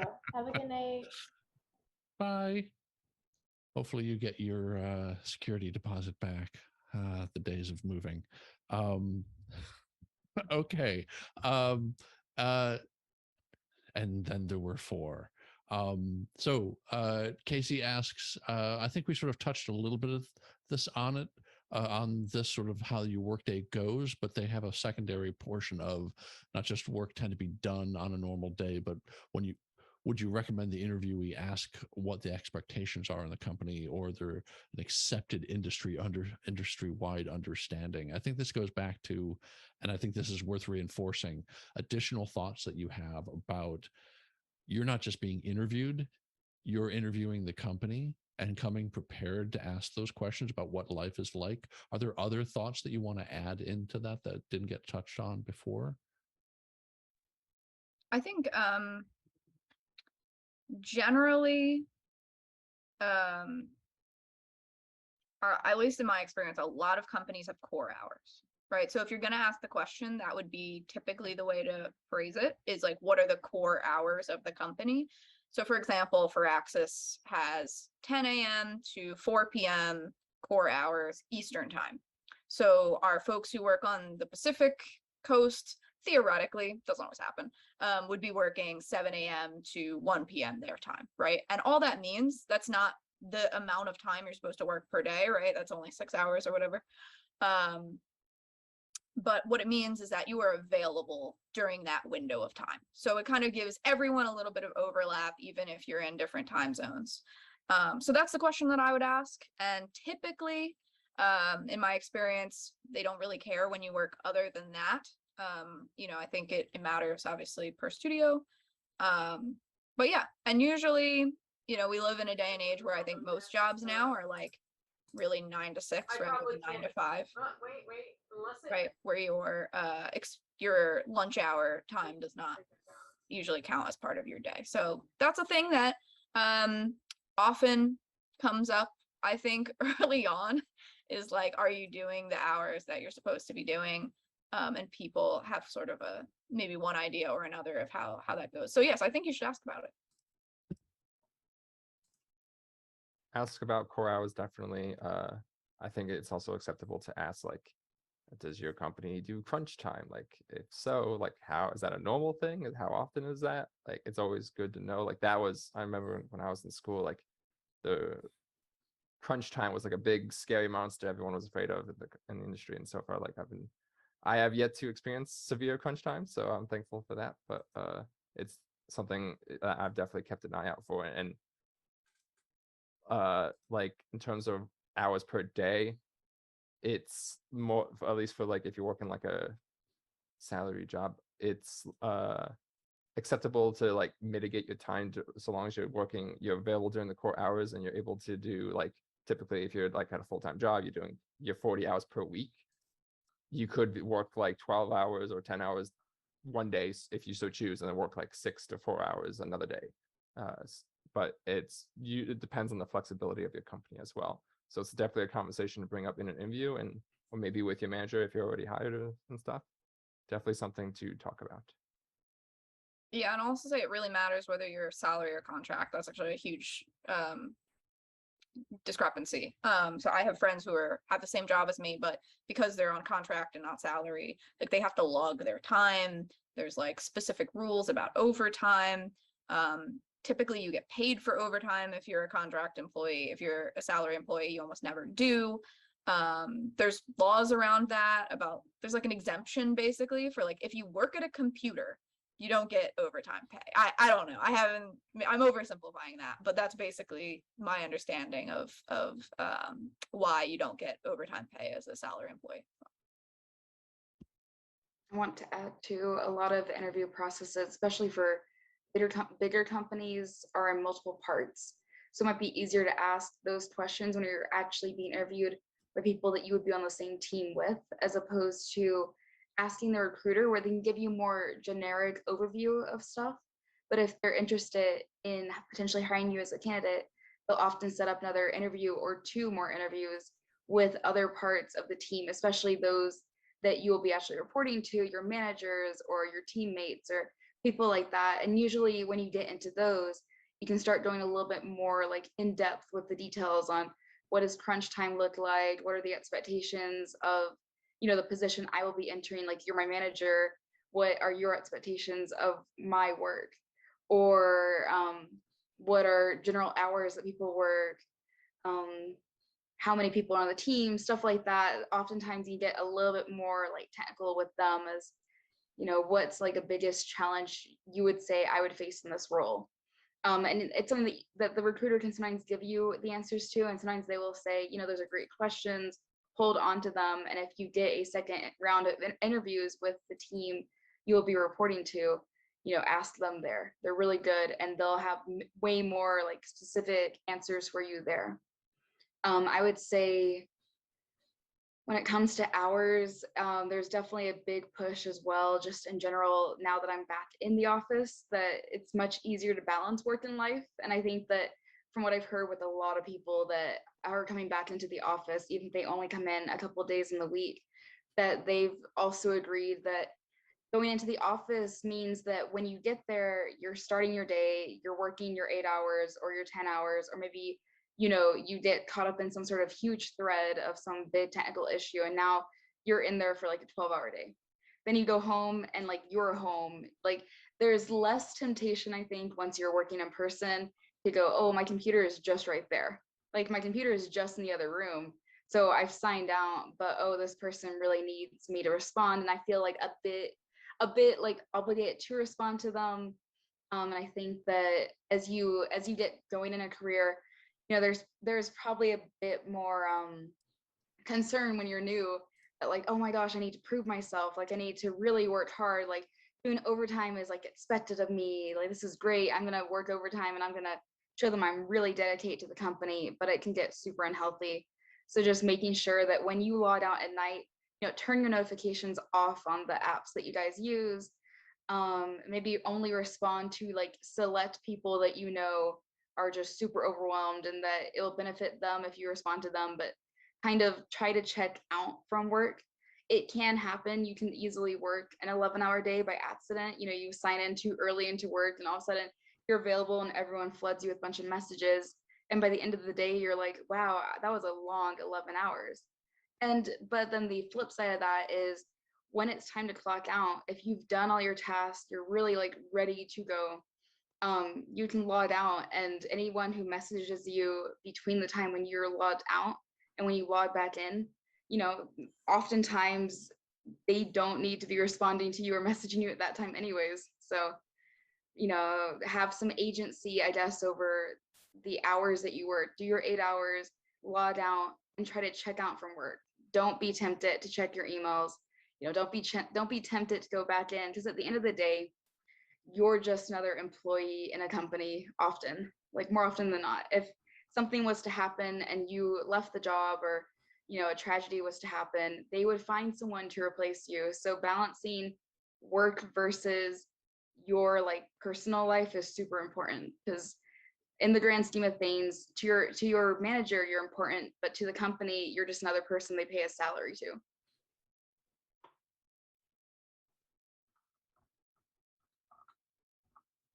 Very cool. Rob, real quick, do you know, is there any other Q&A open? I might have had mine cleared out when I got kicked out. There are two current questions. You can't see them at all? Nope, I currently cannot see them. Well, I can still read. Thankfully, I haven't lost that skill. My eyes are not so good, but I think I'll try. So Youngwoo asks, based on your experience so far, how far does the game production pipeline stretch? I guess variable by studios. And how much of that connection do you personally experience and or utilize? Do you get to hear a lot from those who work in the far side of that pipeline? So I, sort of your place in the pipeline, how aware are you of other elements of that pipeline and the other parties working on that? I think that's sort of where that's headed. I think maybe also asking about like maybe how long it takes to get content through a pipeline, which of course, like obviously the answer is it depends, but there was a good Twitter thread recently where someone who worked on Tomb Raider asked people how long they thought it took to make the new Lara Croft model. And it was very funny, the answers that people gave. She was asking specifically people who were not game developers. But I think like, the high end of what people estimated was like, I don't know, 6 months, right? And the reality is like, well, it's in development the whole game cycle, right? You never stop iterating on something like that. But, the reality was something like 2.5 years, right? And the full game cycle was like 5 or something. So very funny, like things take way, way, way longer than you think. And I think part of it is like, to just the number of people that exist in a AAA, at least, game development pipeline. So, you're not just talking about the work that has to be done, but you're also talking about the coordination to get that work from person A to person B, and then continue that on for the next, 50 people. So, for example, like I work in the cinematics department, there are, I don't know, at minimum 15 steps to get something from previs or a concept, right, a script, to a finished product that we would be thinking about sending out. And there's probably 40 to 50 people who touch every single second of a cinematic. So for us, I don't know, a rough estimate, it probably takes us 3 months to get 1 second of content from start to finish, right? And that includes all of the stages of the pipeline, but we do a lot of work at once, right? So we're not making it 1 second at a time, but yeah, it really varies by discipline. I'll say, to your question about how integrated disciplines are with each other, that really matters per studio, but I would say it's best and things go smoothest if you have a lot of overlap and you have a lot of visibility between departments and pipelines. And there's a lot of, we refer to it as a single point of truth for like, how do I know what is happening in the studio, right? Can I go look at what the game, the character art team is working on as a, you know, environment modeler? If not, how am I going to know what's coming down the pipeline to me or something like that? So yeah, I think there's hopefully a lot of overlap, and hopefully you will be able to see a lot of what is happening across your game project. But as games get bigger, it does get harder and harder. I would say as well, considering I'm also in cinematics, we always kind of fall, at least on our team, at the end of the pipeline. So, you know, we rely a lot on things being done.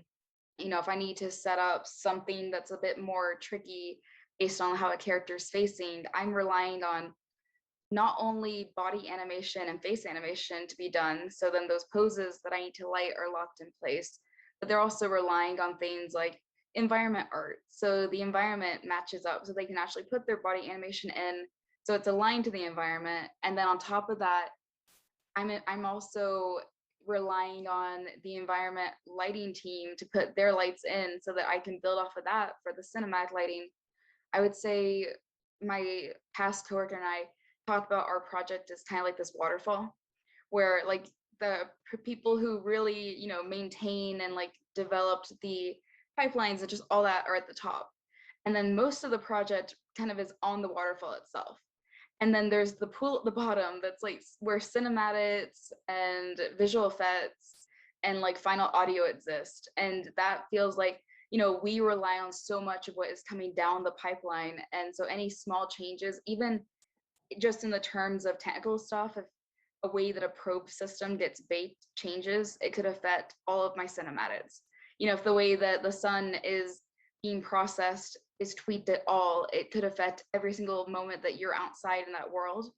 So even just going into like the granular details, the tech artists, the programmers, the engineers, I would say are like, in a weird way, they're at the top of the food chain if you think of it as like a food chain going down, but they're also just as integrated into having to deal with other people making changes that's breaking their work as well. So it's some sort of like weird mixture of everyone's dependent on everyone else, and it's just kind of how do we prioritize who needs that thing first, you know, who's making those changes first. And sometimes you do work ahead of other people, and then you have to go back and you have to tweak that work later, but it's better that you've done the work and you have a good ground base, like a base there, and then you go back and you adjust to help like mitigate changes that happen just over the course of stuff adapting in the project, than starting fresh just all the time on everything. As for timing, I do not know how long it really takes us. We started cinematics about a year ago, so up to this point, we've done, I think we've called it about a feature film where length's worth of like good, like the highest tier cinematics possible, not including every other like small encounter and everything else that you have in the game.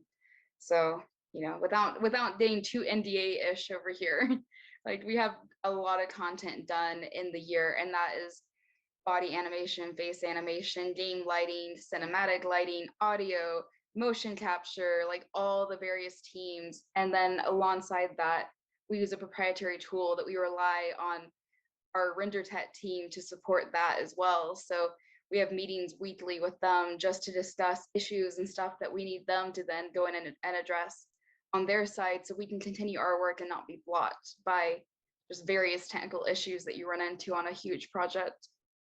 But our team's also very small, so I think I know most people on it, because internally we only have about 200 people on the team, and then externally we have numerous outsourcing people that exist that I don't necessarily talk to daily.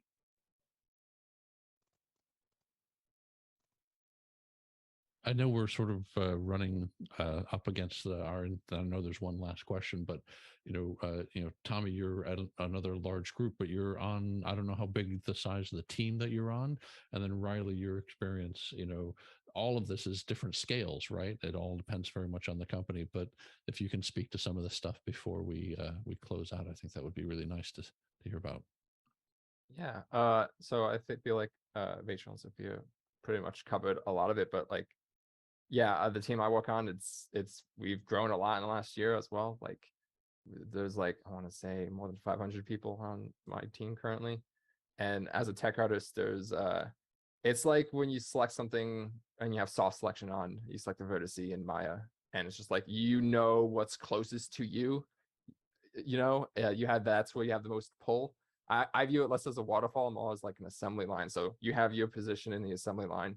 You are most comfortable working with the people that you're shoulder to shoulder with. So me as a tech artist, character tech artist, I work closely with animators and I work closely with character artists. Those are the people I know the most. And then like as it further goes out, the less I know. But it's a matter of, on a team that large, things happen. Like, it's not always like a fluid assembly line. Things go twisty, roundy, and timey-wimey. And that's when you will have to rely on, there are people whose job it is to oversee that. Like, producers are a lifesaver, you talk to them. So knowing those key people, like who to talk to when things like go out or off the beaten path, or however it goes, having those key features, like those key people in place, knowing their names, knowing who to talk to, even if they're far outside your discipline, that's always good to know. And it's sort of like, and if you don't know them, chances are you know someone who does know them. So it's like, okay, I don't know who to approach for this, so I'm going to talk to my lead, who I know has the most overhead of everything else on the team, and chances are they will know, and they'll sort of pass it along. That's been my experience on a large team, I'd say. So I'm on a pretty small team. I think there's about like 30 people. And when I first started being a game artist, I really wanted to be a part of AAA. And I really like being a part of an indie company because it's so small. And the company, like PHL, we strictly kind of work in Discord. Every little like category of the company has their own channel that we all talk in. We have our voice channels. And sometimes I'll flick through the different channels and I'll see like what the audio people are up to, or what like the cinematics people are up to. And it's really cool to not be left in the dark with this project. I can kind of catch myself up with what everyone else is doing. And we usually have meetings every week, and then, plus some. So we try to stay really close knit. And I really enjoy that about the company because it feels very, intimate and like a little family. So yeah.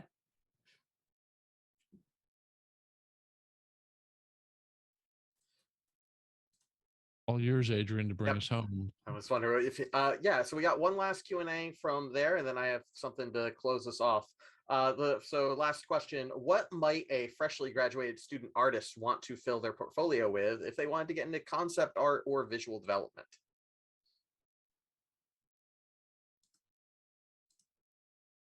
Work that you are most proud of, that you think you can talk on if you get an interview, because they will open up I have had interviews where they open up my portfolio and they're like, okay, let's scroll through your portfolio. And it's a bit intimidating. They're like, and it's like they go onto ArtStation. They're like, so what about this one? And they choose one that I like, but maybe I prepared a little bit more for another one. So just making sure that it's something that you can talk on the most. I know it's not very helpful. I would say reaching out to someone who does some sort of visual development role on LinkedIn if you're a little unsure as to what is even supposed to be on a portfolio or what's best to show. People who are already in that field are definitely going to be like the most masterful of what is recommended to have on a portfolio. Like, I know I reached out to numerous lighting artists and was just, I have no clue how to, what's the best thing to put on this? Should I go technical, not? Like, what needs to be on here? And just getting advice from people who have jobs in the industry was super helpful, because these like more niche fit things where you're not really sure how to put it on your portfolio, there's someone out there who has a great portfolio, who has all of that like nicely shown, and they have all these at least ideas as like the best ways to show off your work.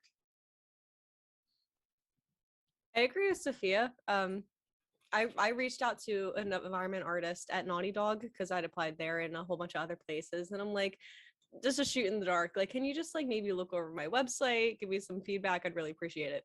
He wrote me back with a whole a whole document, and he took pictures from my website and drew arrows and like circled things. I was so blown away by how much detail he put in it. And I have it saved on my like computer, like right on my desktop, so I can refer back to it. So don't be afraid to reach out to people for feedback, and it makes them feel good too that you're reaching out. So I definitely recommend that. So if you have any, artists that you really look up to that are, concept artists or anything, just shoot them a message. Why not? Something I'd recommend as well in terms of concepting and stuff like that, it would be good to have, maybe if you do have them, visual examples of how that concept progressed from initial sketch to final product. Like you have your final product there as like your main like thumbnail or whatever, for if it's on ArtStation or something like that, but showing the progression and being able to describe, okay, how it changed and why. Like, oh, I started out, this character had really big shoulder pads, but then I talked with the rigging artist and they didn't have controls on that rig to support such a thing, so I had to reduce it. Like stuff like that, like that not only shows that you're able to adapt, but and get feedback and criticism and put that into your concept as well. But it makes it so you are aware of other teams and their responsibilities, where it's like, so you're not just making whatever you want, but you're also making it something that is going to be needed and used by other teams. Because you want to avoid artists working in a bubble. I think also depending on the studio you apply to, trying to make your website, your portfolio, or anything related to their style itself. So if you're, submitting your stuff to Blizzard, try to have that like stylized, cartoony look, and then so on and so forth. So you can even have a whole different website for just like scarier looking art, or like another website for this kind of art. They kind of like seeing that you're more skilled in one certain style, but then they kind of like seeing, oh, like, okay, she can kind of do this or he can kind of do that. So kind of do like a mix, try to like fit towards one company. Yeah, especially if it's a job you really want, definitely style whatever you're doing. Like that's how I applied to Blizzard many times before I got accepted, and it wasn't until like I was looking to build a new rig, I went online and found another fan made a WoW based creature, and I took that creature, rigged it up, put it on my portfolio, and it wasn't until I got that in my demo reel that I got my first interview and stuff. So seeing applicants that have that already like at least attempting the style and stuff shows your not only your passion but your skill and interest. Okay. We're at 9:25, 9:24-ish. We're about 5 minutes out to our close time. And this has been absolutely fantastic. So great advice from all of our panelists today. But before I let you all go, just to kind of close out, I'd like from each of you, if there's any last thing that we didn't get to, or anything you can think of that you'd like to give out. And also, where can people find you on the internet? And is there anything else you're working on that you'd like to plug or recommend?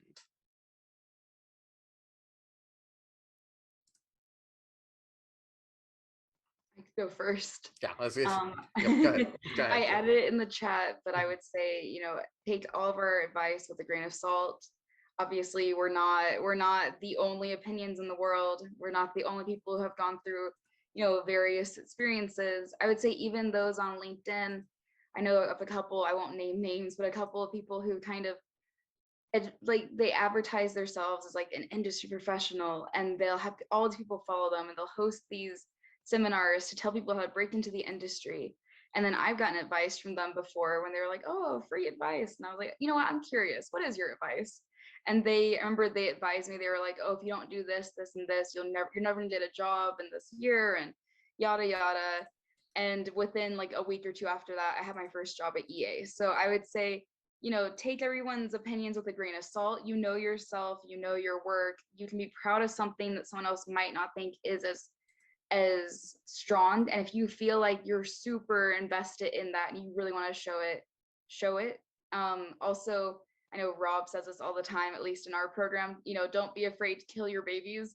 Like essentially, if it's something that you really love and you got a review and everyone is telling you like of all your pieces on your portfolio, that is the weakest, don't be afraid to take that off of the portfolio, even if you really, really, really love it. Because at the end of the day, your portfolio will be stronger if you've had multiple portfolio reviews that are all saying that that is not really too strong.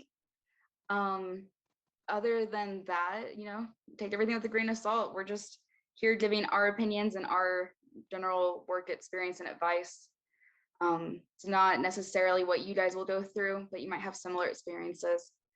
And I would say if you need to find me, feel free to reach out on LinkedIn. As just under my name, Sophia Nelson, should see a photo of me.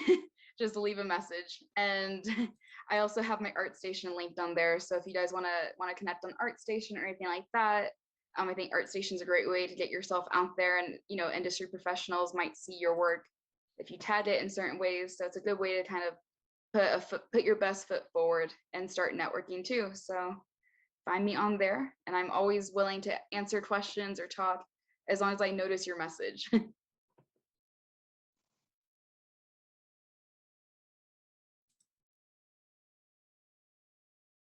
Who would like to go next?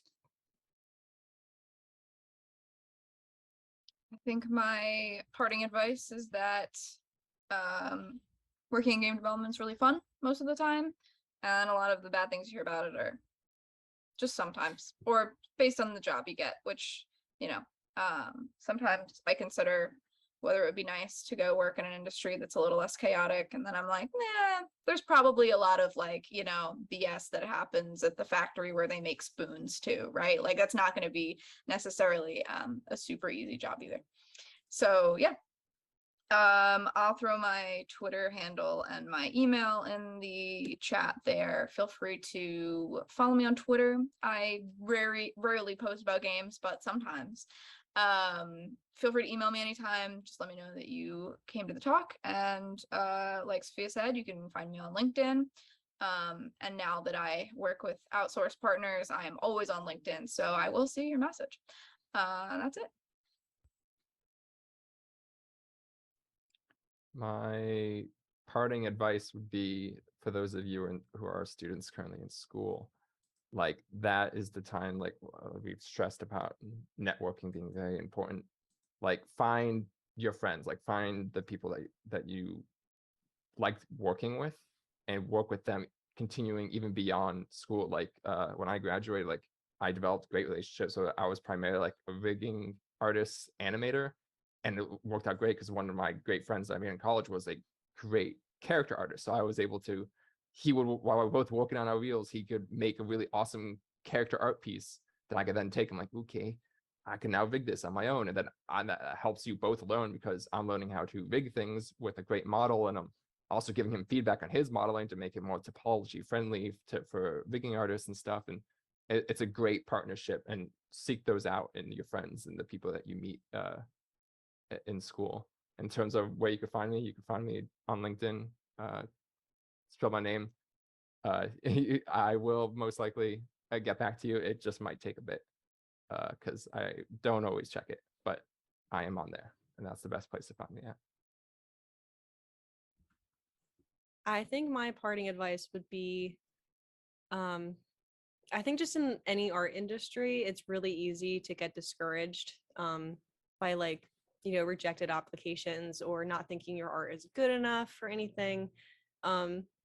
You will get a job. You just gotta keep applying, keep talking to people. You will get a little gig, and it just grows from there, whether you think it's small or not important. Just do it anyway. You get experience, and if you really like enjoying, or if you really like doing it and enjoy what you do and your work, I really think it's worth all the struggle, so to speak. So just keep going for it. I just put my Rylee, you got muted. Was I muted that whole time? No, just a second right before you posted the email. I don't know why I did. Okay, thank you.